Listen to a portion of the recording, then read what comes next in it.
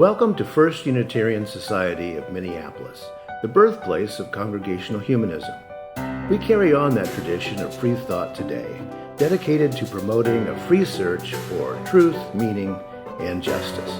Our web address is firstunitarian.org. I'm David Breeden, Senior Minister.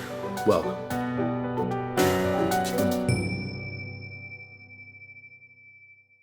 Here is a reading from Isabel Wilkerson in her wonderful book, Caste: The Origins of Our Discontents.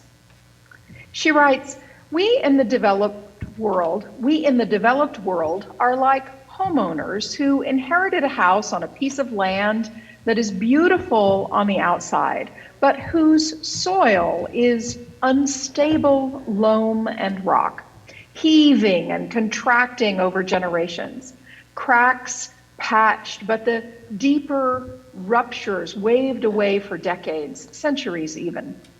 Many people may rightly say, I had nothing to do with how all of this started. I have nothing to do with the sins of the past. My ancestors never attacked indigenous people, never owned slaves. And yes, not one of us was here when this house was built. Our immediate ancestors may have had nothing to do with it, but here we are, the current occupants of a property with stress cracks and bowed walls and fissures built into the foundation.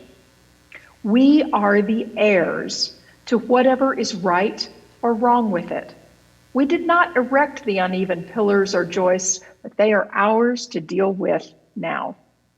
And any further deterioration is, in fact, on our hands.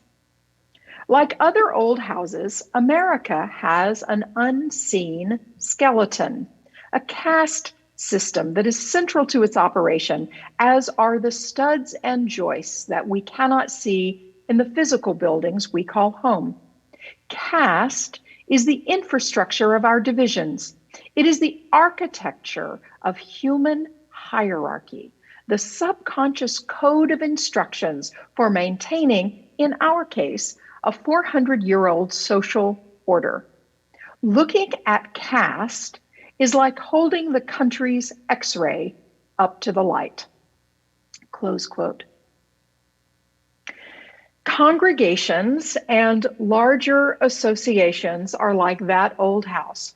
As Paula Cole-Jones reminds us, we are communities of communities, both within and beyond our walls. We've gotten a report on this old house from an inspector. At the Unitarian Universalist Association's General Assembly in New Orleans in 2017, the Commission on Institutional Change was convened and charged with conducting an audit of the power structures and an analysis of systemic racism and white supremacy culture within the UUA, the Unitarian Universalist Association. At First Unitarian Society, we are a member congregation of the UUA, and some of us consider ourselves only tangentially connected to the larger association because of our explicit humanism. Even so, this final report of the Commission has much to teach us about how we have real room for improvement in our expressions of hospitality and welcome, our commitment to deepen our spiritual practices, including the practice of justice making, and the ways we care for each other. Today, Reverend David and I will share some ideas about widening the circle of concern from the inside out.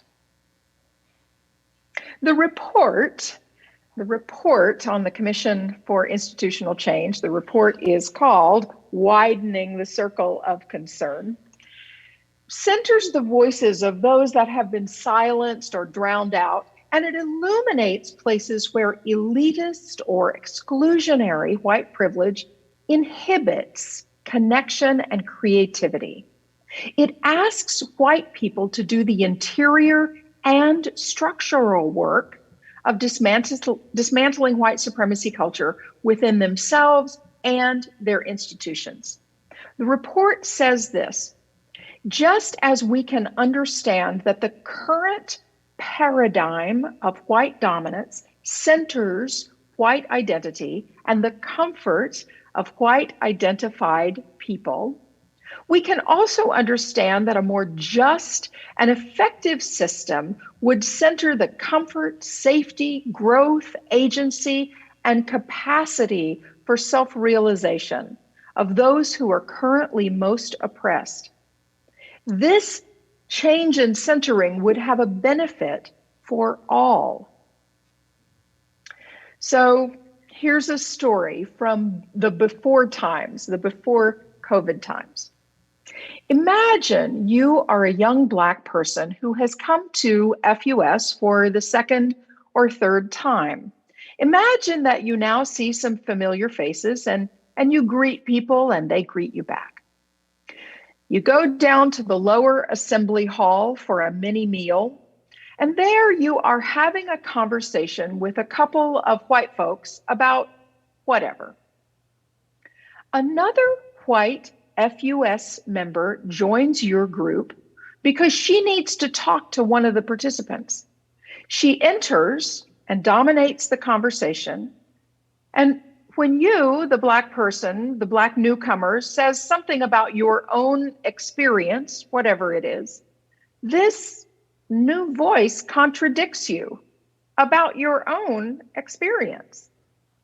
You have just learned, as a Black newcomer to the congregation, to keep your mouth shut here because your own experience has just been invalidated. At least 3 expressions of white supremacy culture happened in this scenario. A white person butting into an existing conversation because her need superseded the relationship building that was taking place, dismissing the lived experience of a Black person, and the missed opportunity for other white conversation partners to interrupt this microaggression, either by telling the white interloper to wait or by turning to the Black participant and asking for more information about their experience. These microaggressions happen quickly, and they are most likely forgotten by the white participants there, but not by the Black participant. The Black person decided that this place talks more about a radical welcome than practicing it, and they haven't been back. That's a true story. When I investigate this story for myself, I am well aware that that interloper could have been me. I am quite certain that I have behaved with no bad intention in all of those ways. Please understand, the white folks in this story are not bad people, but without a way to interrogate their actions, they may continue the microaggressions while at the same time asking why we don't have more members of color. This is an example of failure to do the needed repairs on our house, to add stress to the foundation, to heap more burden on future occupants. And we are each of us responsible. I tell you, it is not a burden to consistently mine my interactions for places where white supremacy culture has its hooks in me. In fact, it is liberatory. We assert a humanist theology that human beings can solve human problems. Just like the residents of the old house, each of us has an obligation to interrogate our place in the structures of white supremacy culture, not because we are bad or ill-intentioned, or as some of those folks who don't want any critical race theory to be taught because we'll feel badly about ourselves, but because all liberation is tied up together. And because white people need to be liberated from the burdens of white supremacy culture as much as the rest of the world does. This is the work that we can do in our congregation together, where we can hold each other accountable, where we can increase our tolerance for discomfort, where we can practice here the world we want to see outside. Try to remember back to your first experiences at First Unitarian Society. It may have been many months ago or years ago, or it may be today. What I want to know is, how is your life different because of your connection to this community? To what extent has it deepened your humility, softened your humanity, widened your hospitality? How are you changed by what you've started here? This is a question we ask in our Pathway to Membership session. How do you imagine that your participation in FUS will change you in the coming decade?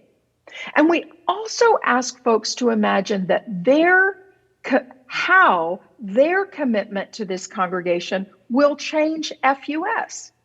Because each of us has the power and the possibility to shape change in the communities of which we are a part. Here we invite each other to be our best selves through work on governance, welcome teams, advocacy, justice work. Here we make art and music. We teach our young ones. We care for those who are ailing. Let us always do this with a mind to how we can make our welcome more inclusive, how much we are willing to be changed by the people that we invite into this space, and how liberation for all humankind is our mission and our goal. Let us not be just responsible owners of the house, but responsible and responsive and accountable residents. Let us continue to take on the needed repairs with full and humble hearts, that we are ready for whomever may come through our door to be a part of our space. May it be so.